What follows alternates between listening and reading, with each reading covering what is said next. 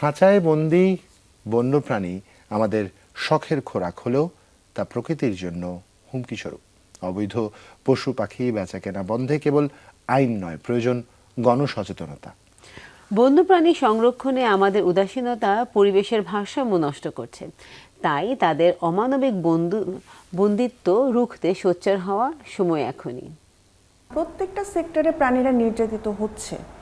আমাদের দেশ আবার স্বাধীন হয়েছে আমরা বলছি, কিন্তু যতক্ষণ না প্রতিটা প্রাণ স্বাধীন হচ্ছে ততক্ষণ এটাকে আমরা আসলে স্বাধীনতা বলতে পারি না।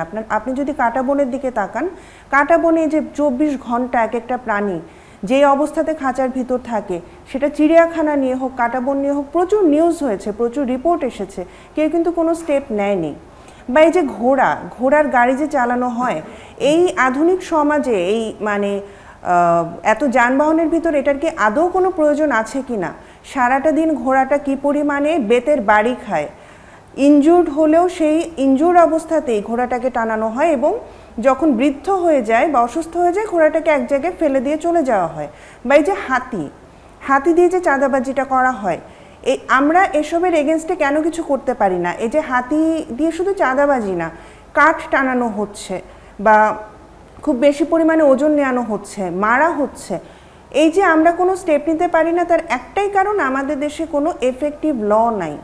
যেটা নিয়ে আমি বারবার বলছি, যেই সেক্টরে যেই প্রাণী নিয়ে যেই ক্ষেত্রেই আপনি কাজ করতে যান, আপনার একটা এফেক্টিভ ল দরকার এবং সেটাই আমাদের দেশে আসলে নাই।